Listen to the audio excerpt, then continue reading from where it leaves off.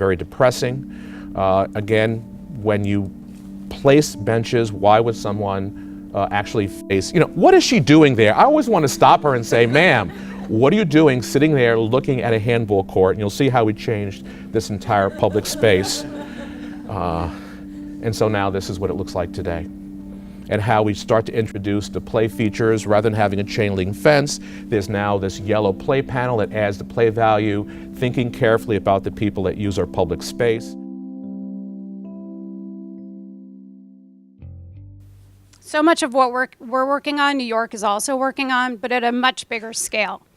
This is why I'm so pleased to introduce our keynote speaker this morning, Commissioner Mitchell Silver, who has been leading the New York City Parks Department since 2014.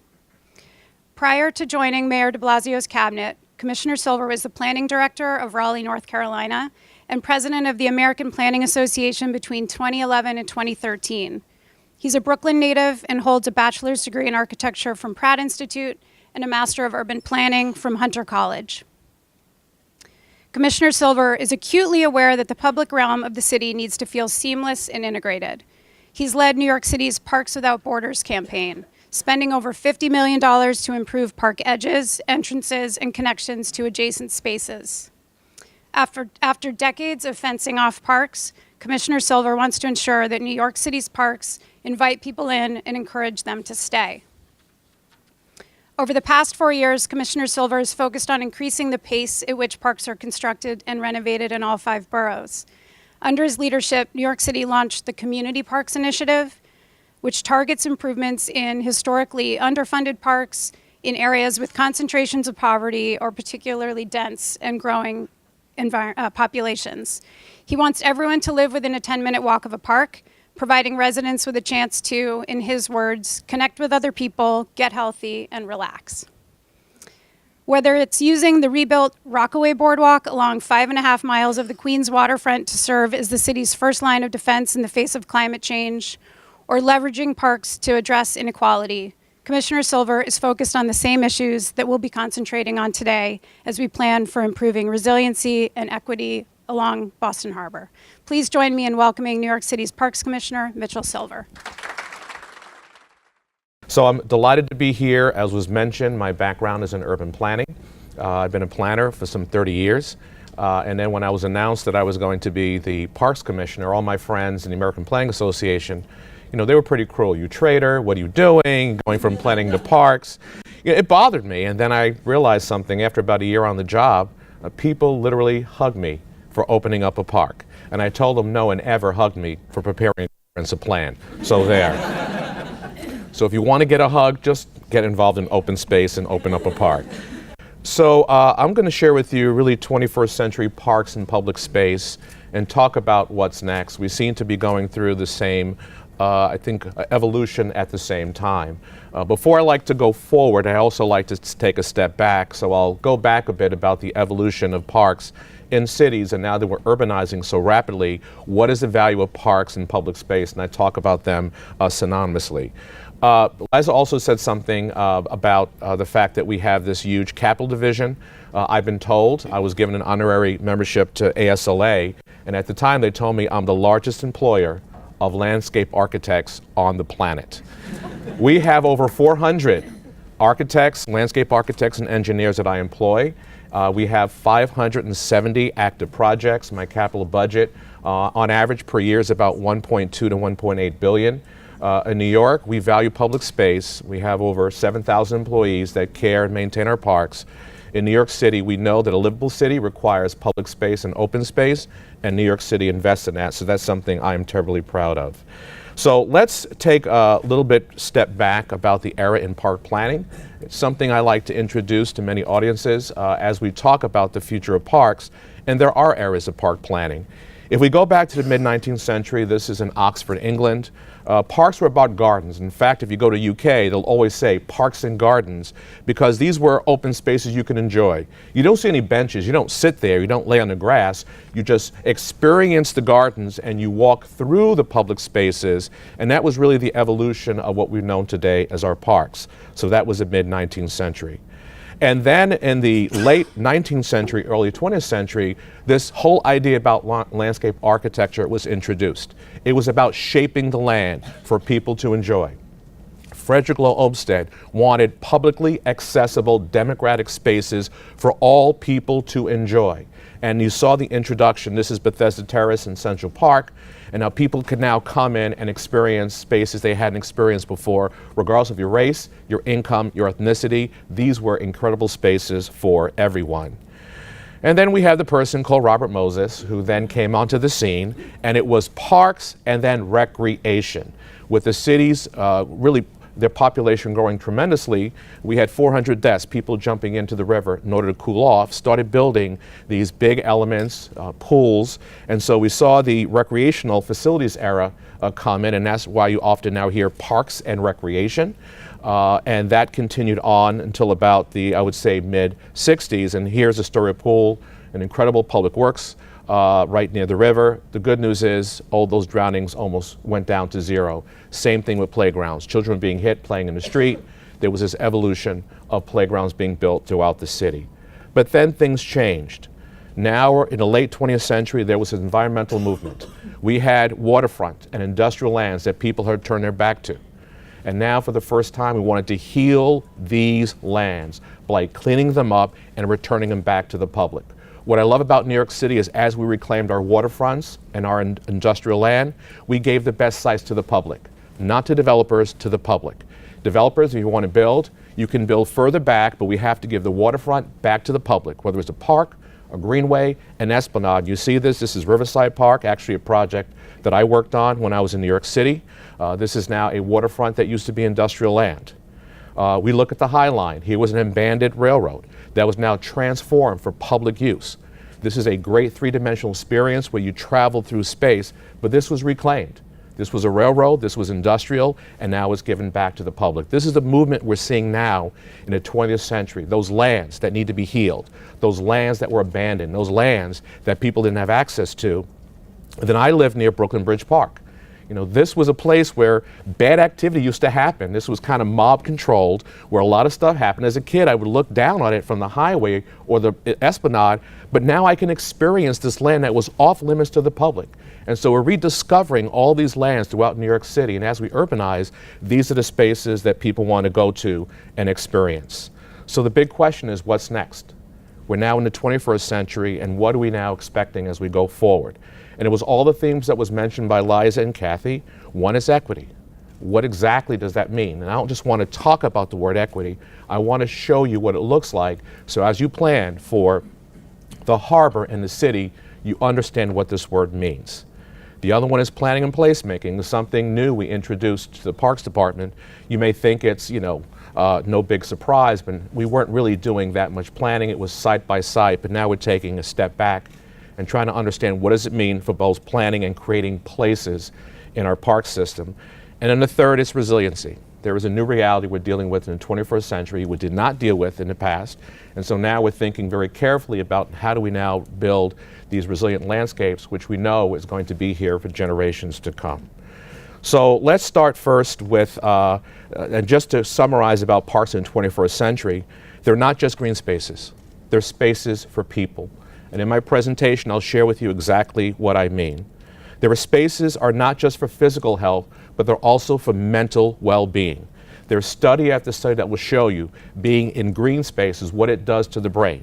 Or watching a person come off Fifth Avenue near Central Park and enter a green oasis, and you watch their body language, how they relax. I work in Central Park. I take a walk every day for lunch. It is my midday break that allows me to just alleviate the stress and reset for the day. And so we know the importance of being in green space, not just physical, but also mental health. We also know that parks are not just an amenity. They're not these leftover spaces. They're now becoming vital infrastructure for our city.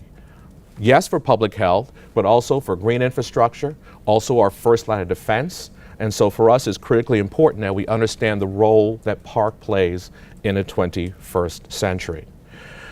So let me start first with equity. When I first took the job, I was reluctant to take the job, but once the mayor explained to me the importance of equity, there was a senator's bill that was very simple. Let's just take money from the richest conservancy and give it to the underserved parks. And I said, you know something? That's not going to work. And so the mayor said, okay, then you find a better way. And we had about 4 months. And in October of 2014, a few months after I started, we came up with this framework for an equitable future. You know, how do we now figure out how to be equitable in our city? What I found, which was quite interesting, is over 20 years, the city did quite well, investing close to $6 billion of capital over a 20-year period. We acquired over 1,100 acres, and we have this goal of having every New Yorker within a 10-minute walk to the park. Right now it's at 81.5%. Our goal is to get to 85% by 2030, and that's a good metric. San Francisco is the only city in the U.S. that has a perfect 100% score. We're at 81.5%. But when I came on board, I felt that's a good metric. Proximity is good, but what about quality? Because I can go to one of those parks, and I would not let my child and grandchild step foot into that space, but it counted on the walk score. And I'll share you what some of those spaces look like and the message about what it said to those residents that had to endure those inferior spaces. In my opinion, what does equity mean? Simple. Fairness. Are you being fair about how you engage the public? Are you being fair about how you share the capital dollars, because everyone pays taxes throughout the city? Are you fair about how you distribute those resources throughout the city? In our case, the answer was we were not being fair across the board. So we wanted to put this in context. We did not want to poll people. We didn't want to reach out to elected officials. We wanted a data-driven analysis to show how equitable were we over the past 20 years with that $6 billion of investment. We did an analysis to find out how many of our 2,000 parks received less than $250,000 in investment, and it turns out there were 215. Hiding in plain sight. Families, seniors, children had to live with a park that was virtually ignored for 20 years, and we said that has got to change. If we truly want to be fair about how we care for our parks and public spaces, because every neighborhood, every community deserves a quality space, and so we decided to change that.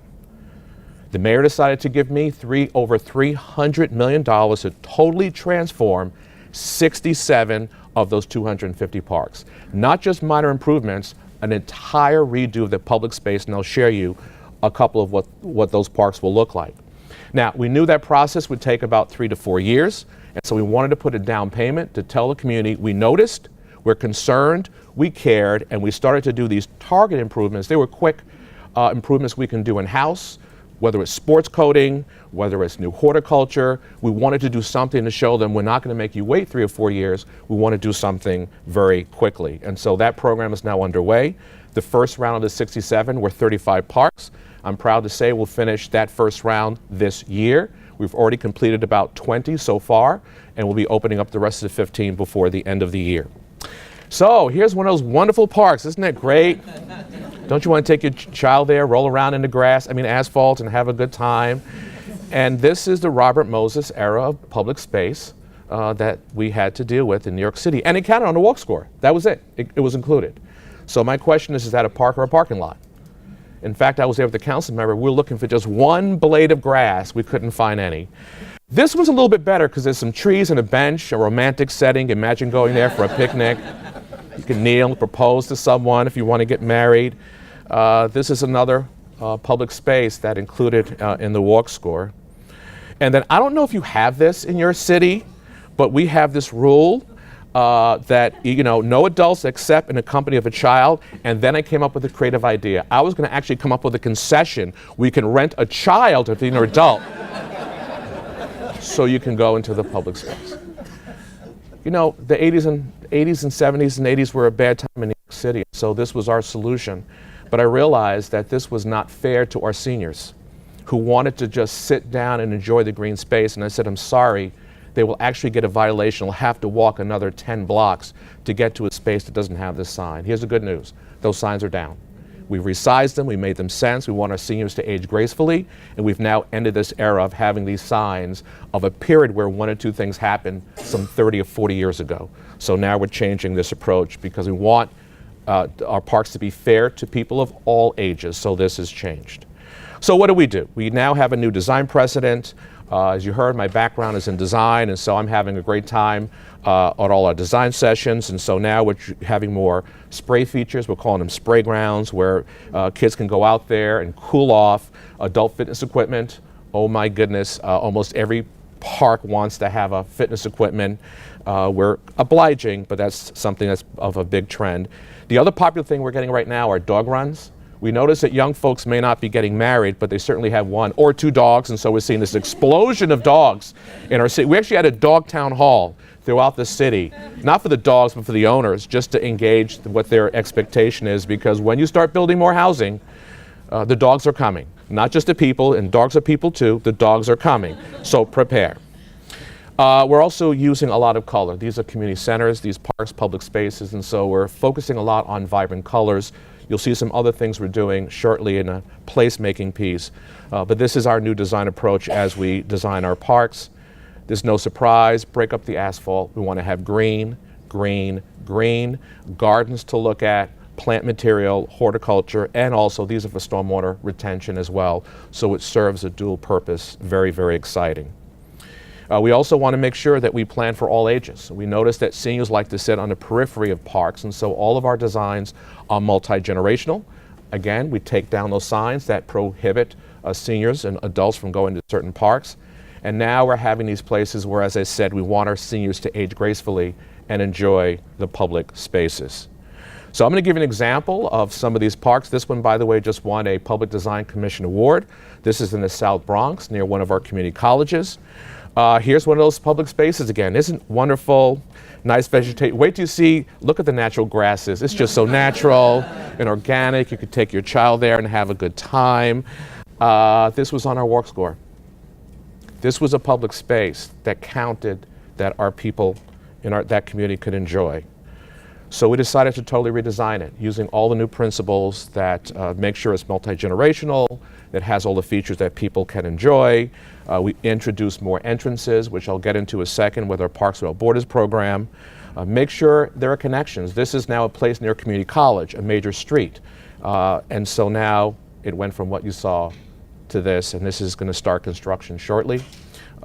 This is now going to be a major element in this community, a gathering place to give people the dignity of a park that did not have before, and you saw what it looked like. Here's another one, the first one of the Community Parks Initiative that opened up last year on my birthday in June. This was the first. Here, again, a very drab Robert Moses type element, very depressing. Again, when you place benches, why would someone actually face, what is she doing there? I always want to stop her and say, ma'am, what are you doing sitting there looking at a handball court? And you'll see how we changed this entire public space. And so now this is what it looks like today. And how we start to introduce the play features. Rather than having a chain link fence, there's now this yellow play panel that adds the play value, thinking carefully about the people that use our public space. Rather than having those benches that just look at a wall, now we have a nice landscape edge, game tables for seniors, families go out there and enjoy themselves, truly understanding the demographics of that community and redesigning that public space. And then we use vibrant colors. These are some of the sports coding we do next to a public school. Now it is so popular, it's named the most top playground in this neighborhood in historic Queens.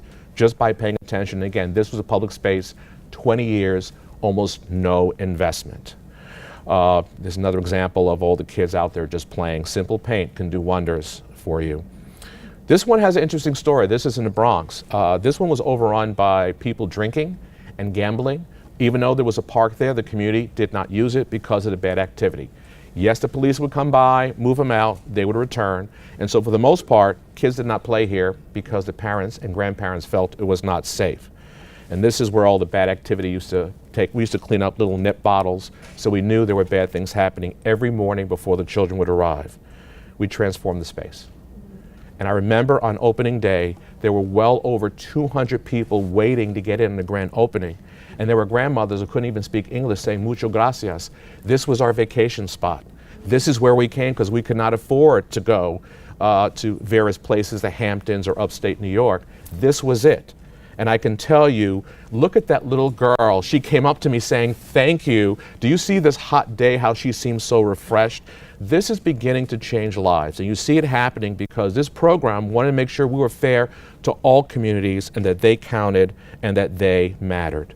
A couple of other examples in Harlem. This is a new one we just opened up on March. These are our new spray showers, and so we're trying to be very creative. This is all asphalt before, and now these are public gathering places.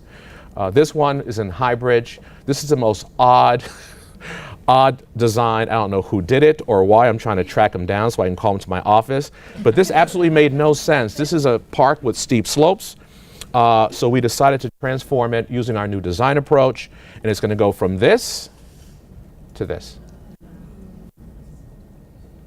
This is the dignity we're looking for some of these communities that hadn't seen public spaces.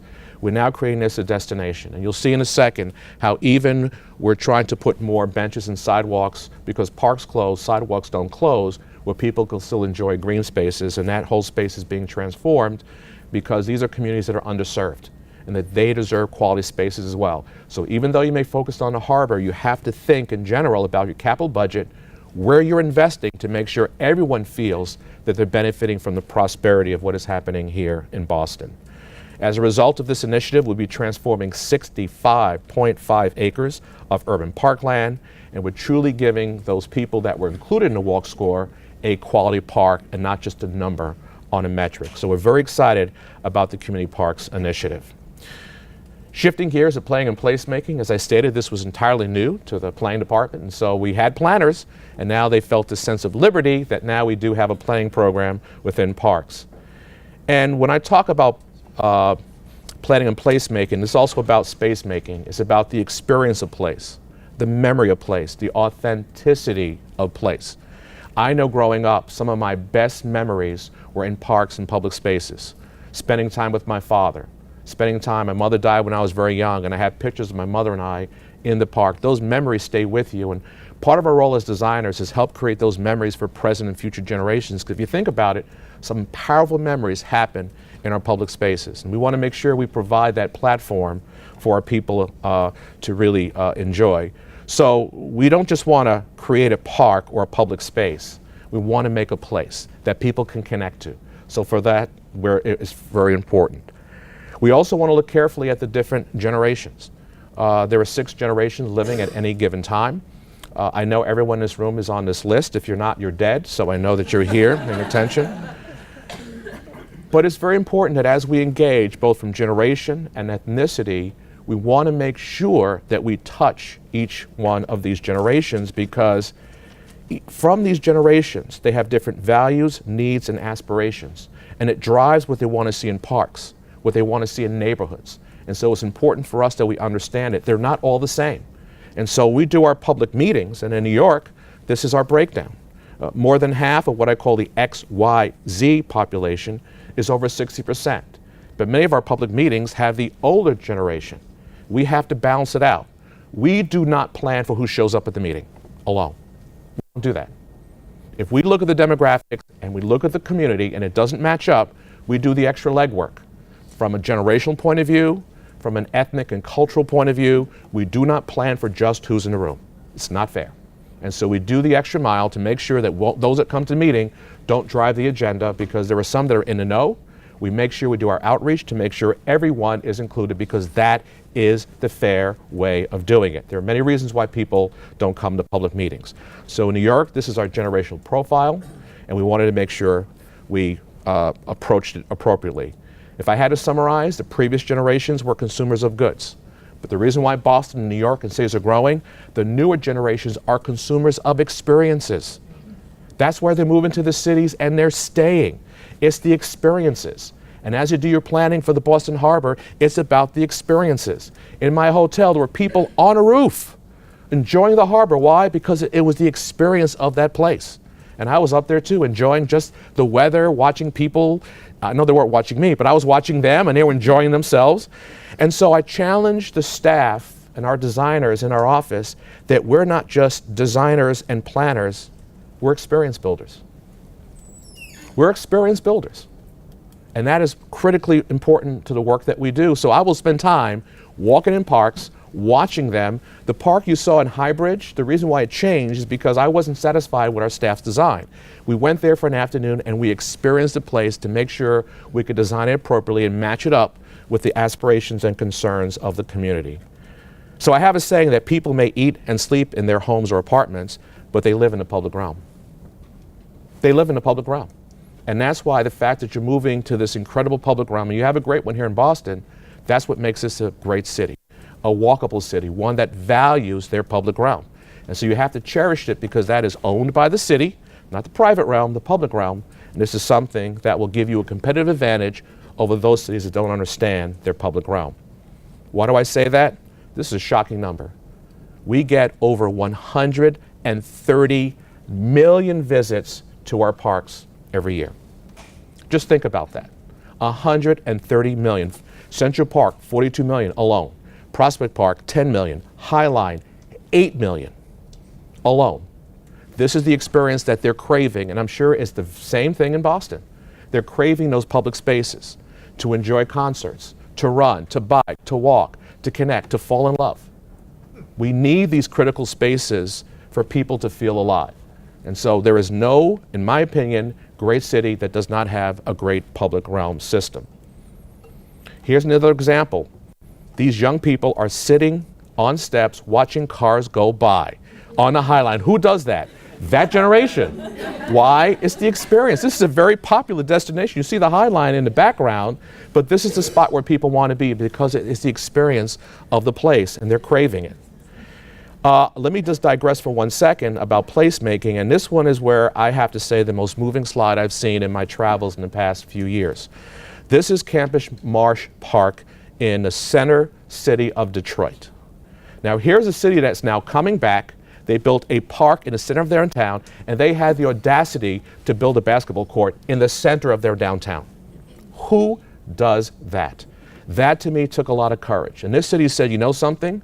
We're lifting up, we're prospering, we're revitalizing. Guess what? You matter.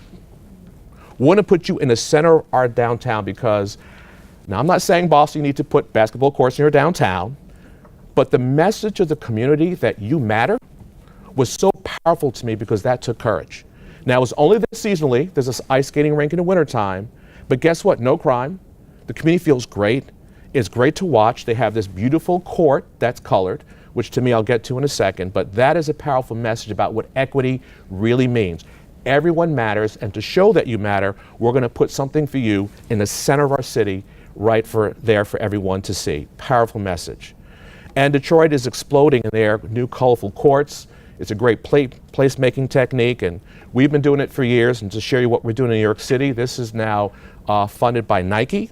We have this new, what we call Creative Courts program, and we're now making sure, not just doing the equity projects, but we're now using these incredible colors, professional artists to enliven our spaces. And even under our elevated, this one just was completed, we now have this new Creative Court program to show the community that we can provide very colorful public spaces, even in some challenging places. This one is underneath the Tri-Borough Bridge.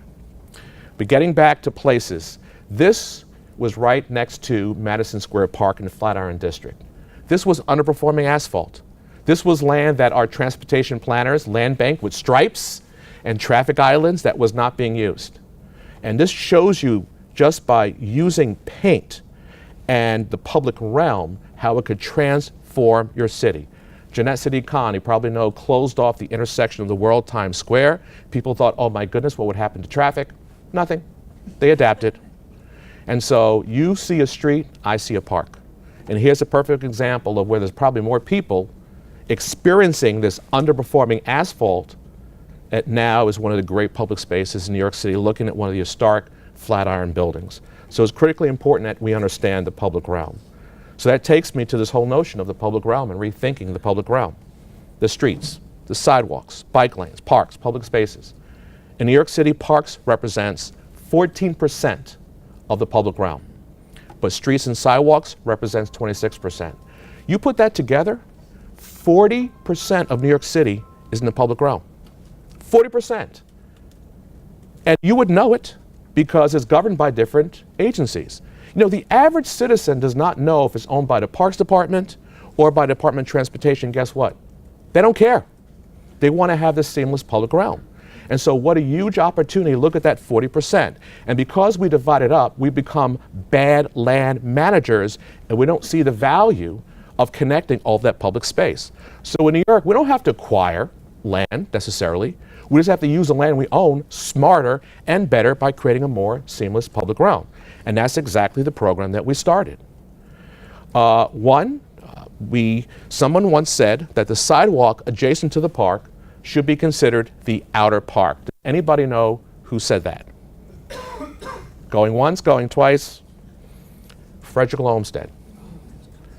When he designed Central Park, think about it. That sidewalk was the outer park with benches and an alley of trees. He didn't want to have a wall. That was a commission for Central Park, wanted to have a wall. Prospect Park, Fort Greene. He saw the sidewalk as the outer park and not ending at the fence or the wall. And in fact, when I became commissioner, I always look at the charter to make sure I understand my mandate. And it said that parks, my agency, is to manage and care for all parks, squares, public spaces, and the sidewalks immediately adjoining the same. Yes! So I called the DOT commissioner. I said, Commissioner Trottenberg, we have to talk. And she said, you're absolutely right. And so I told my staff from now on, the sidewalk is the outer park. And we're now going to include that in all of our park designs. And if we can even connect it out to the street as well, so be it. And so we formed this partnership with the Department of Transportation, and we are doing incredible work. Can't show them all in this presentation, I have limited time, but it is amazing work that we're doing now that we understand the public realm is seamless and there aren't these imaginary lines. So here's an example. You see a sidewalk, I see a street. This is Rufus King Park in Queens. We're now going to re-envision to have this as a bioswale, open up some of the fences because that poor dog, do you see him? He just wants to sniff some grass. But I'd have to walk another 5 minutes to get to the entrance because some reason, you know, I was mentioned, New York is fence happy. We love gates and fences. That's beginning to change. And so we see the opportunity of this outer park being redeveloped. We're very excited. Now, again, we're fence happy. I have a feeling we thought at parks the trees were going to run away at night. So we put a fence around it. The trees didn't run. They're still there. And I try to explain to the public that while you thought fences keep you safe, in fact, they become a wall. If I told you something's bad happening halfway down the block, could you see it? You couldn't. And so for New York, it was this change. And again, it was the older generation who grew up in the 70s and 80s where fences you thought made you safe, in fact, they do not make you safe. It's kind of counterintuitive, but when you take down the fences, it makes you more safe. But that was an education process. And there's Shakespeare, Literary Walk, not too far from my office. You can go there, see a wonderful statue and take selfies and read it. But then when you go to a park in Queens, you do this. What message are you sending to this community that you have to do this? It may seem subtle, but what message are you sending? So design matters. These details matter as you start to design for the harbor in Boston. These details send a message. Another message, here is one of our community pools, municipal pools, and this is where the kids eat their lunch while they're taking a break from swimming. The thing is, it doesn't look like this. It looks like this. Another message, what am I telling these young kids that I have to imprison you just to have lunch? The good news is we have a new initiative. You'll hear about it next month, dealing with some of our municipal pools. But I can tell you, I was so disturbed by this, we're now going to take the fence and lower it. Actually, it's already been lowered. And now it becomes more of an inviting place. Adirondack chairs. We have little baby Adirondack chairs for the kids. It's wonderful. But now just to dignify these spaces, because we no longer want to send that message that we see you as prisoners, or we know you're going to destroy the space, so we'll design it in a defensible way. That is all changing. We're looking to create a more seamless public realm. This is in Greensboro, Center City Park. You can't tell where the sidewalk begins or where the park ends. It's all seamless. And so that gave launch to what was mentioned, the Parks Without Borders program. The program is very simple. The mayor gave me $50 million. We have both showcase projects and pipeline projects. Now we're using it on all of our projects. Any new capital project, we examine the edges, the sidewalks, and the entrances to make sure it is seamless. The goal is to address the entrances, edges, and adjacent park spaces.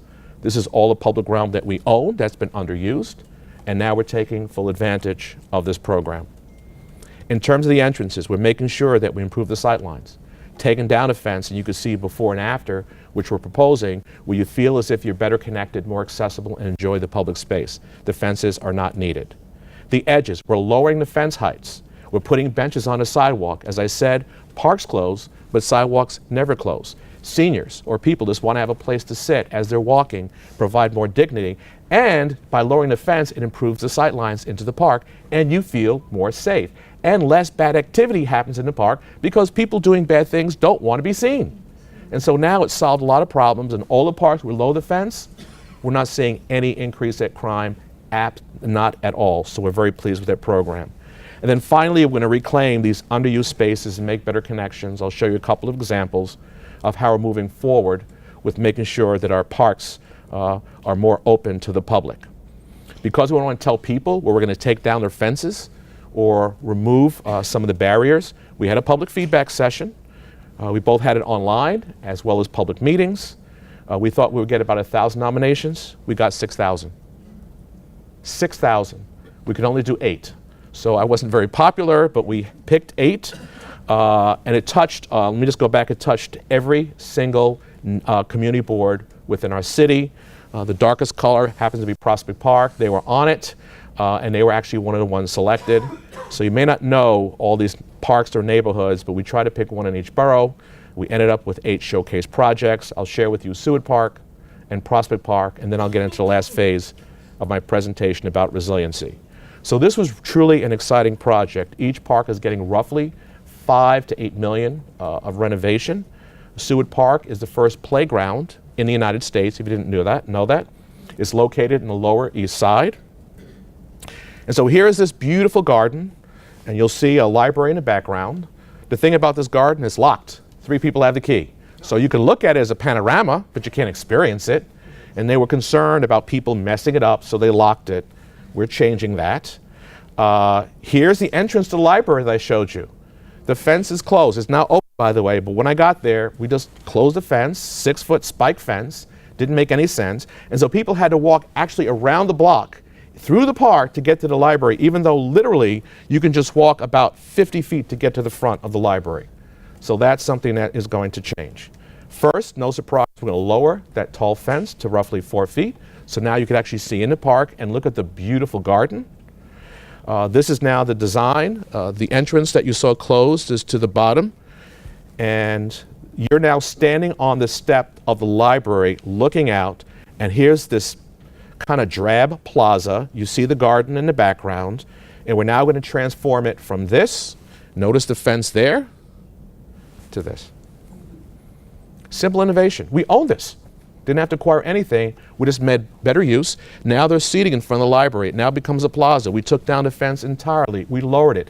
We now make the garden something you can experience, not just look at through a fence. Simple intervention through the Parks Without Borders program. Finally, where I grew up on Prospect Park, there's this buffer of trees you could never see in it. There was no entrance on one side for almost 1.5 miles. For the first time since this park was designed, we're introducing a new entrance. Olmsted and Vox, please forgive us, but it was needed. And because you can't see it from this scale, remember, this is the side of the community that's less affluent than the park slope side, now has an entrance. They don't have to walk 1.5 miles, but I want to show you how good this looks. That's what it looks like. It's amazing in terms of all the details. Dignity to a side of the park, the fair thing to do to give them an entrance they had not had before, so we are certainly proud. Let me close on the last piece because I know that you're dealing with the same issue we're dealing with when it comes to resiliency, and all this comes together. First, like you, we're a coastal city, and so we're very mindful of how we have to deal with the issue of climate change and sea level rise. In our city, we have 520 miles of coastline. That's a lot. You're now looking at a snapshot of Riverside Park South. And of that, 155 miles of our coast are within parkland. So I now have a huge responsibility as I plan for our parks and all the good things that you see here with equity, but I also have to keep resiliency in mind because it's now becoming a major threat to our city.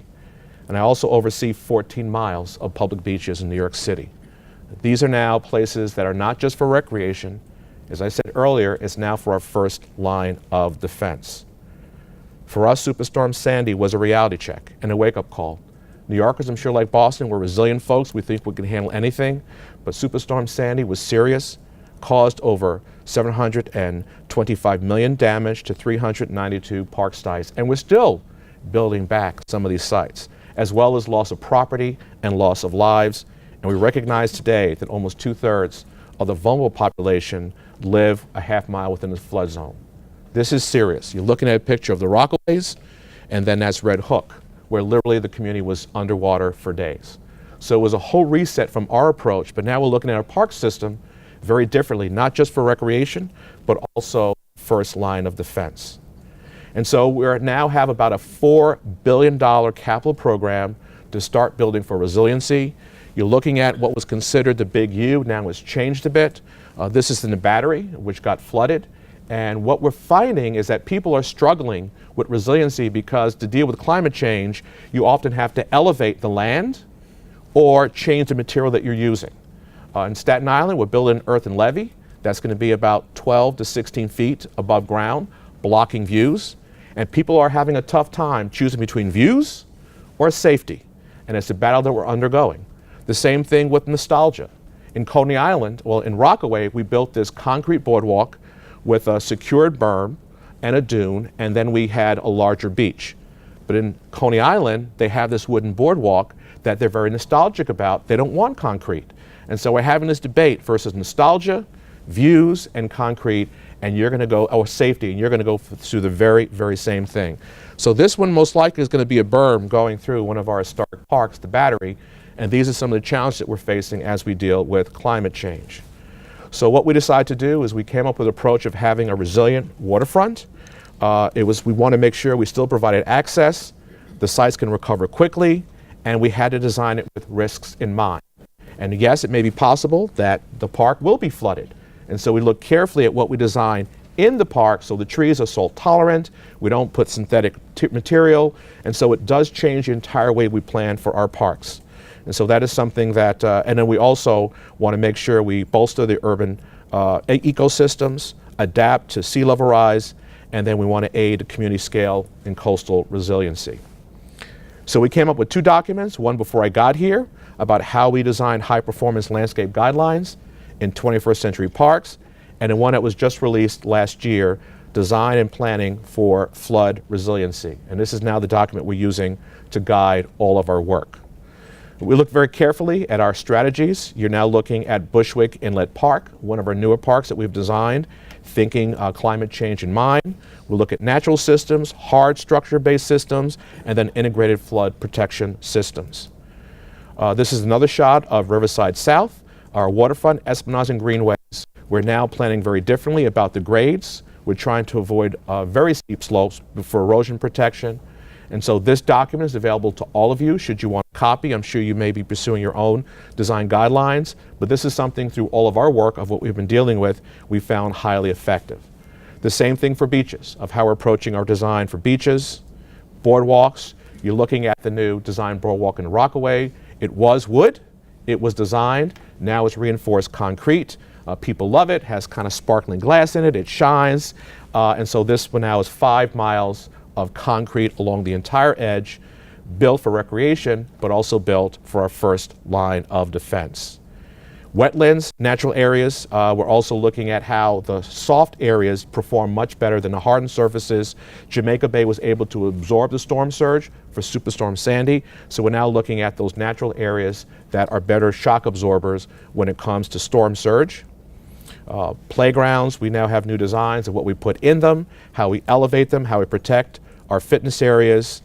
Recreation centers and other features now elevated above the floodplain so we can adapt for any of those storm surges. And I'll just kind of go on and on. Let me stop here for a second. Ferry service.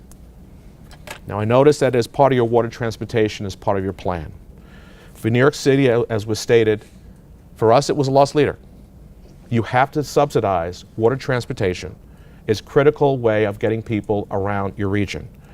I remember when I was in Hampton Roads, they were saying how the water in that region separated them. I said, no, it's not. It connects you. So here's one region that said water separated the different municipalities, and in New York City, we see water that connects us. The mayor decided, from an equity point of view, that we had to provide ferry service to give access to people around our region, both for job access, but also to the Rockaways and other places for tourism purposes. And we didn't think just about the cost. Listen to me carefully. It wasn't just about the cost, it was about the value. It's not just about the cost, it's about the value of making sure people have access to getting to the job centers, that people have access of going to the tourist destinations. So while yes, it has to be subsidized, the point of giving people that have now easier transportation on ferry to our city, for us, it wasn't just about the cost, it was about the value. And now all of our ferry service numbers are exceeding our expectations, actually double what we predicted. And so the mayor now looking at new opportunities to launch new ferry services throughout our city because we want to connect people to jobs, want to connect people to recreation, and we want to connect people to tourism. And for us, we're very proud. And so even on the resiliency side, we're focusing on all marinas, our docks, our floating piers, to make sure that we have a very robust transportation system since, like you, we are a coastal city. And so I'll just kind of move on to the rest of these. So as I close, our goal, and I'm sure we share the same goal, is to create a more equitable park system with a seamless public realm that is resilient to protect present and future generations. Thank you. 10 minutes. I'm curious, what percentage of the city budget belongs to the park department? 0.6%, under 1%. Our budget is $532 million. Operating budget, and capital, as I said, our 10 years about 4.6, our annual is about 1.2, but it's 0.6. There's a lot of people advocating to go to at least 1%, but we're at 0.6. Go back on the capital budget. What proportion of the city's capital budget on an annual basis belongs to you? That I don't know. That I do not know. That's a good question. No one ever asked me that. It always seems to be the expense budget. No one asked me capital. But it's substantial. I can tell you clearly we have transportation, we have DEP, so water infrastructure, transportation. I'm guessing we have the most capital projects, but in terms of dollar value, my guess it would probably be transportation and Department of Environmental Protection for our water and sewer. But it's a good question. I don't know. Yes. You had an intention to award money for 8 showcase projects, and you got 6,000 applications. Where did those applications come from, and how did you choose? We actually set the criteria. Well, the 6,000 were individual pieces that people wanted to see. I think we had about 100 parks where people wanted to see this intervene. What we did, we had set up criteria up front to tell them exactly how we would choose, and then it was also crowdsourcing by voting to see how the community felt about it. So we looked at the criteria for how it can work. Does it meet the goal of the program? Since it's a design approach, is it implementable? And then lastly, we looked at the number of votes. And so it was tough. We had it down to about, I think, 20, and then from 20 we got it down to 8. But it was tough. The good news is all the data we collected, as we have new capital projects, we go right to the data since we've already collected it, and we now know what some people want in their local parks. So we actually kept that data. It's a few years old, but still we go back and share with the community, is this still correct? So it was tough, but now Parks Without Borders is no longer a showcase project. It is now our design approach for all of our capital projects citywide, and now people are actually saying, take the fence down. It's a great thing, I have to tell you. It feels good. Yes, ma'am. Hi, Latifah Ziad with New England Aquarium, and I also grew up in Prospect Park. My question is about inclusion, and it's, you talked about reaching new audiences, and how did you do it beyond electronics and meetings? All right, we benefit from a group called Partnership for Parks. It's a division within our group. It's in partnership with the City Parks Foundation. We have outreach coordinators throughout the entire city. And so they have connections with local friends groups, with businesses, with faith-based institutions. And when we have to get the word out, they're out there. So they're actually at the door. They know the groups, whether community gardeners. And so we actually do a lot of outreach ourselves to get people to come to the public meetings. And if not, we still go out to them to get their feedback. So it's very purposeful. We'll have our visioning or scoping meetings, but if I don't feel comfortable, if staff doesn't feel comfortable at who's represented, then we do the additional work to make sure all voices are heard. So we actually have a team that goes out there to make sure that we're inclusive on the outreach and the feedback that we get. It takes extra work, and we are beneficial, we have that team, but not every city has those resources. We do, and we do also rely on some online interaction, but we prefer face-to-face to be the best. Yes? You know, we seem to be in a mode here in Boston where we're increasingly looking for private financing for parks. And we're creating business improvement districts. We're looking for other value capture approaches. Is that happening in New York as well?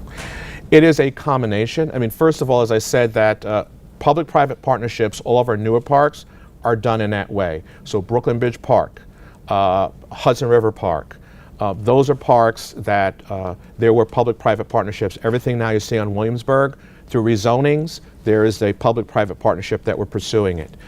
We still rely on public dollars, and then we have conservancies. That is another big supporter, which is another public-private partnership.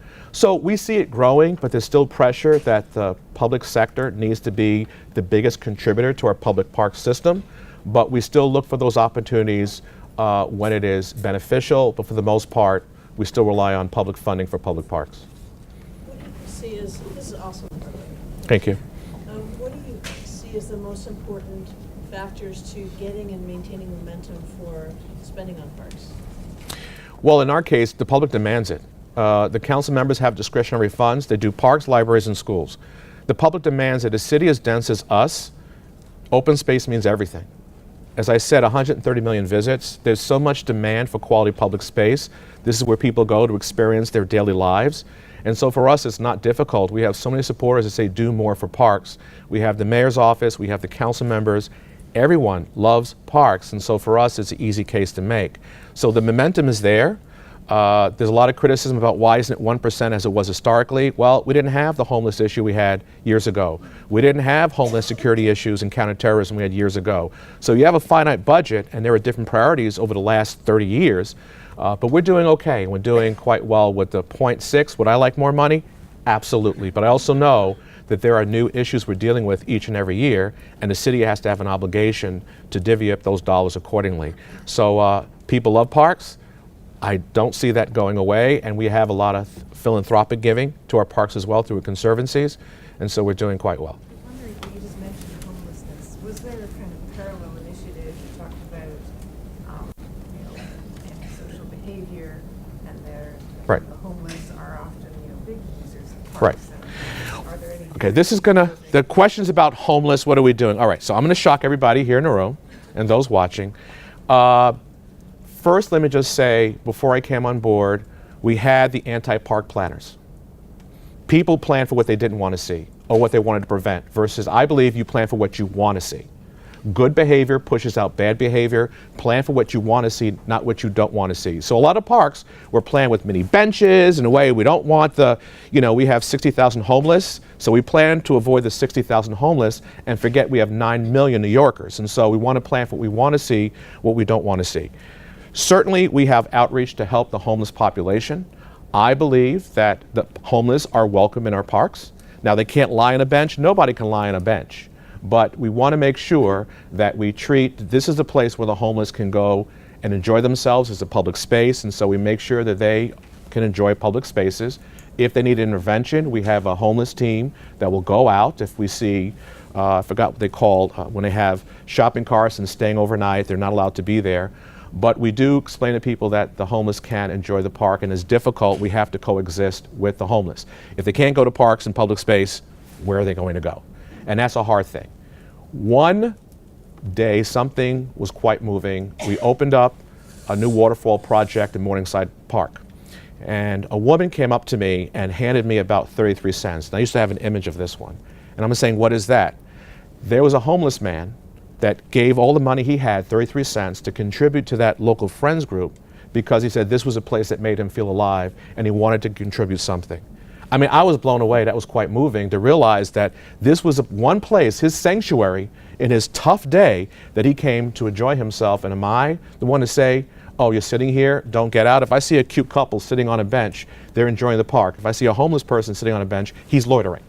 And the same person sitting, we give a different characterization to. So I hear your question. We do have teams that avoid encampments and people staying there overnight, but it's difficult, but we do explain to people that the homeless are there to enjoy the public space as well as everybody else.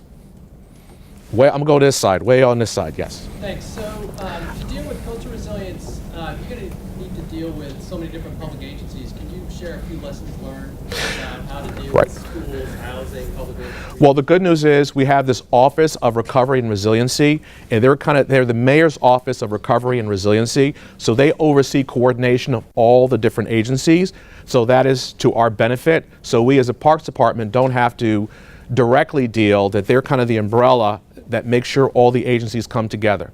That's something we found extremely beneficial, even including our federal and state partners. So that's the best answer I can give you, and for us it's very helpful. Of the $4 billion, Pre-Sandy or post-Sandy? that was post-Sandy, post-Sandy. Because we had so much recovery to deal with, so it was post-Sandy. The Bloomberg administration created it, and now we've continued it on to this very day. Yes, sir. And I have 2 minutes. When looking to improve waterfront resilience, did you host like public forums to educate the public, or did you use like other methods to get them involved and invested in? That happened before I got here. There were a couple of plans of planning for resiliency, so that was under the Bloomberg administration. After Sandy, people were so freaked out that they were now willing to listen. And for New Yorkers, that's something big. Because I'm going to ride out the storm, I'm not going to worry. It was so devastating, people were willing to listen. Now we have Know Your Zone. When there's an emergency, we have 6 zones. So there was a big education campaign because the Superstorm Sandy was devastated to our economy. From the Rockaways to Staten Island, I mean, we had a lot of people who died. And so there were public meetings, people were on board, and now as a result, we have about $4 billion in resiliency projects, and people pretty much know what those projects are and where we're investing. So I don't know to the extent the public outreach occurred, but I can tell you that they did have one, and now we have projects moving forward. So I have time for one more question. Yes? Hi, Gretchen Rubinking, Boston Society of Landscape Architects. Boston, like New York, has extraordinary richness in design, expertise, much of it here in this room. I suspect the majority of whom have actually never had a parks contract, right? So can you talk a bit about how you work with the professional communities in New York, and Yes. as a way to open up the thinking within parks with all the extraordinary stuff you've shared with us? In terms of work on our site, which involves landscape architecture, we do about 70% in-house, and then we outsource about 30%. There are various ways we do that. We have pre-qualification contracts. If you contact, I can give you my card to tell you how you can get into the rotation. But we have some on-call consultants. We have others that we put out for RFP. I can talk to you more about that, but there's lots of work in New York City. And with that, last question, and I'll turn it back over to Kathy. Mr. Silver, thank you so much for your presentation. And this actually brings some hopes to a portion of Boston. And I'm talking about the Columbia Point Peninsula, right next to JFK Library.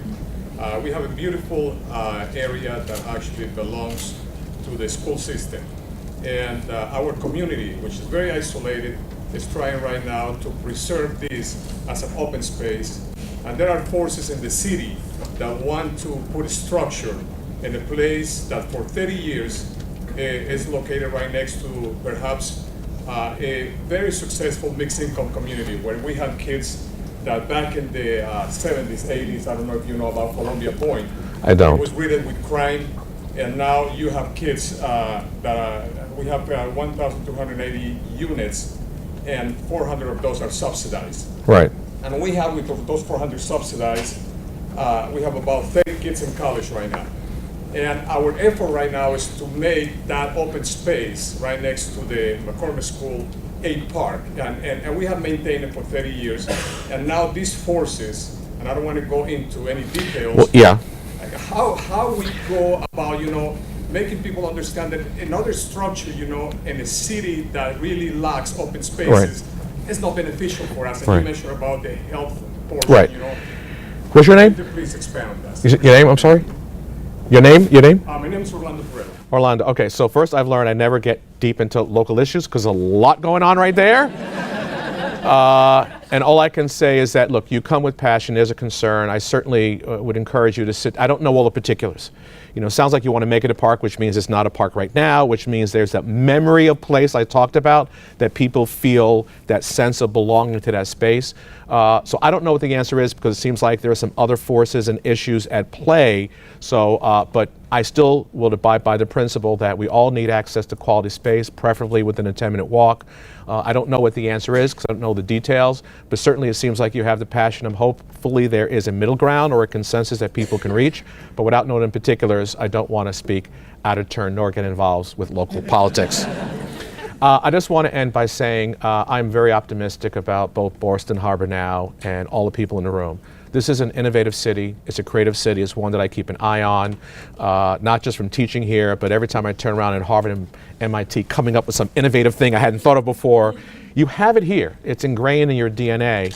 And when we talk about the most innovative cities, you know, I was in one of them, Raleigh. They used to say Raleigh, Austin, Boston, and the Valley. And you have it. So I'm sure you can think your way through. I do ask you, although the equity pieces were very local, think about who you're planning for and who belongs in your vision to the future. Demographics are changing, generations are changing and evolving, and I want you to keep in mind how you start to embrace that change so people feel that they're part of the change here in Boston. And I know you're going to get it. Smart cities know their sense of urgency 10 years before it's urgent. Boston, you're smart. Thank you. Thank you.